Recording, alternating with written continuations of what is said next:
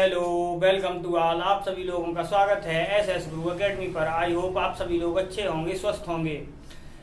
हम क्या crash course देख रहे हैं, चला रहे हैं जो आपका हित हो सके। इसके लिए आज का लास्ट दिन है। आज का लास्ट दिन है। आपको जो जो हम बताएं वो टॉपिक भी देखने हैं, यानी रिवीजन लगाना है। देखते हैं।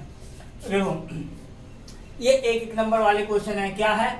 अगर हमें कोई समीकरण दिए जाएंगे, क्या हमें दो समीकरण दिए जाएंगे। जैसे कि सपोज करो यहाँ पर मान लो 8x प्लस का 9y बराबर दे दिया जैसे 10, 3x प्लस का 6y बराबर दे दिया जैसे 5। ठीक है, तो क्या है इसके लिए जब ये निकालोगे तो इसके लिए क्या करना पड़ेगा आपको। ये वाली संख्याएं हैं। पहली बात तो ये है, हमेशा लेफ्ट हैंड पे लेके आनी है, राइट हैंड पे जीरो रखना है। राइट हैंड पर जीरो रखोगे तभी तुलना करोगे। ये जैसे कि यहाँ पर प्लस की थी, यहाँ माइनस के आगे यहाँ पे जीरो करना है। सीधी सी बात ये है, संख्याओं को एक्स वाई के पास लेके आना है। अब क्या है, जब तुलना करोगे तो यहाँ पर क्या a1/a2 b1/b2 निकालोगे। जैसे यहाँ पर a1 का मान ये हो गया, a2 ठीक है, a2 का मान ये हो गया, और ये रहा हमारा b1 का मान, ये रहा हमारा b2 का मान, ये रहा हमारा c1 का मान, ये रहा हमारा c2 का मान। ऐसे ही तुलना करोगे। जब अपॉन में करोगे तो क्या है, जैसे सपोज ये इसका अनुपात निकाला और इसका अनुपात निकाला, अगर अलग अलग आते हैं, दोनों अलग अलग आते हैं, एक जैसे नहीं आते हैं, तो आपको क्या करना है कि वो अगर रेखाएं पूछे तो रेखाएं कैसी होंगी, हमारी प्रतिच्छेदी रेखाएं होंगी। अगर हल के बारे में पूछे तो कैसा हल होगा, अद्वितीय हल होगा। संगत है या असंगत है तो कैसा होगा हमारा, वो संगत होगा जाके। यानी हम 3 क्वेश्चनों को लेके एक ही पॉइंट में बता रहे हैं आपको, ये ध्यान रखना। क्या अनुपात निकालोगे, अगर ये अनुपात बराबर नहीं आता है तो क्या रेखाएं हमारी होगी प्रतिच्छेदी रेखाएं। हल होगा वो अद्वितीय हल होगा। संगत है या असंगत, वो होगा हमारा संगत। ठीक, ऐसे ही यहाँ पर इसी के तुलना ऐसे ही करनी है सभी में। जब तुलना करोगे तो क्या होगा हमारा, ये दोनों तो आपस में बराबर आएंगे, लेकिन ये वाला इसके बराबर नहीं होगा। तो हमारी रेखाएं कैसी होंगी, समांतर रेखाएं होंगी। कोई भी हल नहीं होगा और हमारा असंगत होगा। कैसा होगा, असंगत होगा। ऐसे ही इसमें करोगे। ठीक है, ये होगा। अब क्या है, यहां से 1 नंबर का डी का मतलब यहाँ पर है विविक्त कर, और विविक्त कर का सूत्र क्या होता है हमारा, डी बराबर होता है हमारा b² माइनस का 4ac। ये होता है हमारा विविक्त कर। अब यहाँ पॉजिटिव का मतलब क्या है, जैसे सपोज करो यहाँ इस वाले का वर्ग किया और इस वाले से ये टोटल घटाया, तो अगर हमारी सिर्फ संख्या बच जाए, जैसे 5 बच गई, तो यहाँ पर क्या है, प्लस चिन्ह मानते हैं। इसका मतलब है डी पॉजिटिव होगा। अगर सपोज करो ये वाला मान बड़ा आ जाए, ये वाला छोटा आ जाए, जैसे 5 यहाँ आ गया, 6 यहाँ आ गया, तो 5 में से 6 जाएगा, कितना बचेगा, माइनस का 1। इसका मतलब क्या है, माइनस में आ गया। माइनस का मतलब क्या हुआ हमारा, ये रहा। ये दोनों पॉजिटिव। डी का 0 का मतलब क्या है, जितना b² है, जैसे मान लो 16 आ गया, इसका भी मान आ गया हमारा 16, तो 16 में से 16 जाएगा, 0 हो जाएगा। ये हो जाएगा हमारा इसके लिए। अब यहाँ पर आओ, अगर b² minus 4ac is greater than 0, इसका मान निकालें, वो 0 से बड़ा हो और एक वर्ग बन जाए, यानी वर्ग वाली संख्या आ रही हो, जैसे 16 आ जाए, 25 आ जाए, 36 आ जाए, 49 आ जाए, ऐसा अगर आता है तो क्या है, उसके जो मूल निकलेंगे वो कैसे होंगे, हमारे वास्तविक होंगे, परिमेय होंगे और भिन्न भिन्न होंगे, यानी अलग अलग होंगे। और डी का जो मान होगा वो हमेशा इस केस में कैसा निकलेगा, हमारा धनात्मक निकलेगा। कैसा निकलेगा, धनात्मक। देखो क्यों, क्योंकि डी का मान b² माइनस 4ac होता है, तो यही वाला तो मान हम यहाँ पे लिख के चल रहे हैं। ठीक है, तो क्या है हमारा, यही वाला मान लिखा है। तो देखो, अगर यहाँ पर वर्ग ना हो, जैसे कि अभी मैंने इसमें वर्ग के लिए क्या बताया था, 16, 25, 4, ठीक है, जो किसी का वर्ग हो। यहाँ पर वर्ग नहीं है, जैसे सपोज करो 5 आ गया, 3 आ गया, 6 आ गया, तो क्या होगा, डी का मान हमारा धनात्मक होगा। इस केस में हमारे मूल कैसे होंगे, वास्तविक होंगे और अपरिमेय होंगे और भिन्न भिन्न होंगे, अलग अलग होंगे यानी। ठीक, अगर b² माइनस 4ac बराबर 0 आ जाए, इसका मतलब क्या है, डी का मान कितना आ जाए हमारा, 0 आ जाए।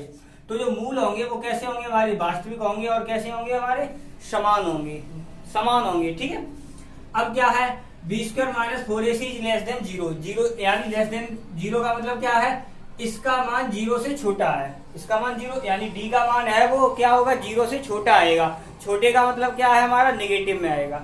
जब निगेटिव में आएगा तो मूल कैसे होंगे, काल्पनिक होंगे। काल्पनिक का मतलब क्या है हमारा, उसमें ये मान के चलो, जैसे रूट के अंदर माइनस का 3 आ गया, आयोटा में आते हैं, एक आयोटा होता है, लेकिन आपके कोर्स में नहीं है, फिर भी इतना बता दे रहे हैं। आयोटा का यानी आई स्क्वायर का मान होता है वो -1 होता है, उसे यानी आई को आयोटा बोला जाता है। ठीक है, ये हुआ। अब क्या है हमारा, यहां से आगे आते हैं। अगर आपसे कोई द्विघात समीकरण या द्विघात बहुपद, बहुपद तो खैर नहीं है, द्विघात समीकरण पूछ सकता है, क्योंकि रीजन ये हमारे में द्विघात समीकरण थे। जैसे हमारा ये समीकरण मान लो, ठीक है, तो ये हो गया हमारा। ठीक है, इस प्रकार से, यानी यहाँ पर क्या करना है, 6 लिख दें। ठीक, तो यहाँ पर क्या है हमारा, इस प्रकार से अगर इसके गुणनखंड करें तो गुणनखंड है हमारे में। अब क्या है, बाई चांस द्विघात समीकरण पूछा जाए तो क्या है, जो मूल दिए जाए उन्हें एक बार तो जोड़ना है और एक बार उनका गुणा करना है। जैसे मूल मान लो 3 है और 4 है हमारे मूल। ठीक है, तो एक बार जोड़ोगे तो कितना हो जाएगा, 4 और 3 7 हो जाएगा, और गुणा करोगे तो कितना हो जाएगा, 4 और 3 कितना हो जाएगा, 4×3 12 हो जाएगा। तो गुणा कर देंगे तो ये 7 यहाँ पे रख दो, ये x पीछे से लगाना ही है, 12 यहाँ पे रख दो बराबर में 0, ये द्विघात समीकरण बन जाएगा। ये माइनस नहीं लगा है ये। ठीक, अब क्या है, यहां से रचना है, अध्याय है आपका 11, यानी चैप्टर कौन सा है हमारा, 11th। उसमें रचनाएं दे रखी हैं, तो रचनाओं का मतलब क्या है, रेखा के खंड करना। ठीक है, रेखा को कितने अनुपात में डिवाइड करना है, ये आपके प्रकार के द्वारा होगा। ठीक है, तो क्या है, उन्हें आपको देखना है। देखो, रेखा का विभाजन करना, और क्या हमारे 2-3 वृत्त खींच के तब फिर उसका केंद्र यानी उससे बीच से होकर गुजरने वाली रेखा द्वारा विभाजन निकालना। तो क्या है, वहां से ये वाले पॉइंट देखने हैं आपको। और क्या, रचनाओं का मतलब ये होता है, जैसे जैसे हम कुछ करते हैं वही हमें लिखना होता है। अगर हमने लाइन खींची है तो हमें लिखना पड़ेगा कि हमने इतने सेंटीमीटर लाइन खींची है, और पॉइंट डाल दिया जैसे ए बी, तो ये ए बी एक इतने सेंटीमीटर रेखा खींची है या लाइन खींची है। ठीक है, तो वही रचनाएं होती हैं। चैप्टर 12 पृष्ठीय क्षेत्रफल और आयतन। इसे अगर देखना, ये टॉपिक बड़ा है, इसलिए अगर इसे देखना है तो पीछे के जो वीडियो पड़े हैं वो आपको देखने पड़ेंगे। ये तब देखने हैं जब आपके पास टाइम बचे, जब टाइम बचे, लेकिन अब टाइम नहीं है क्योंकि कल एग्जाम है। ठीक, अब यहाँ पर आते हैं चैप्टर 6 पर, त्रिभुज पर। इसमें क्या क्या टॉपिक देखने हैं, देखो, एक समलंब वाला क्वेश्चन देखना है, जिसमें क्या समलंब चतुर्भुज होगा। ठीक है, तो उसके लिए क्या है हमारा, इस प्रकार से उन्होंने प्रूफ करवाया होगा, देखना आप। ठीक है, AO/, यानी ये दिया होगा, तो इसे देखना है आपको, यानी इसके मेथड देखना है, तो आपको एग्जाम में बहुत ज्यादा हेल्प होगी। अब क्या है, यहाँ से त्रिभुज की भुजा दे रखी, ये 1 नंबर का। अगर त्रिभुज की भुजा दे रखी हो और वो भी त्रिभुज की क्या, 2 त्रिभुज होंगे और उनका अनुपात दिया होगा, तो इस केस में क्या होता है, हम जब क्षेत्रफलों का अनुपात निकालते हैं तो क्या करते हैं, उन भुजाओं का वर्ग कर देते हैं, उन भुजाओं का वर्ग कर देते हैं। ये ध्यान रखना, ये क्वेश्चन आएगा तो आपको अनुपात में दिया होगा।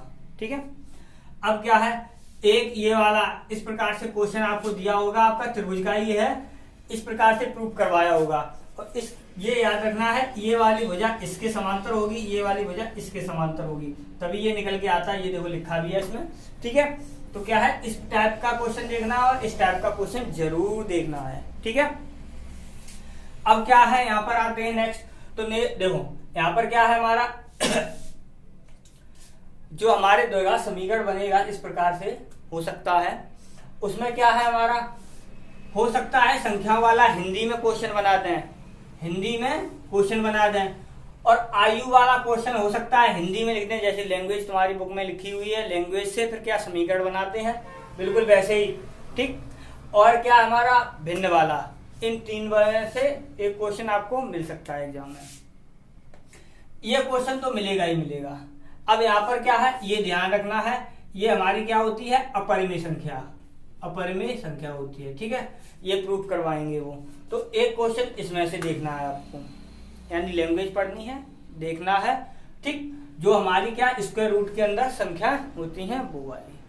अब क्या है, अगर आपको ज्यादा अच्छे नंबर चाहिए तो मैंने जो क्रैश कोर्स के वीडियो डाले हैं उन्हें ज्यादा 10-15 मिनट के हैं, उन्हें स्पीड पे आराम से समझते हुए देख लो एक बार, तो आपका क्या है एग्जाम है वो अच्छा हो जाएगा कल वाला।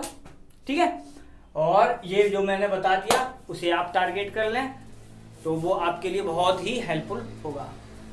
ठीक, अगर वीडियो आपको पसंद आ रहे हो तो वीडियो लाइक करें, चैनल पर नए आए हों तो चैनल को सब्सक्राइब करें और अपने दोस्तों के साथ शेयर करें। बाय।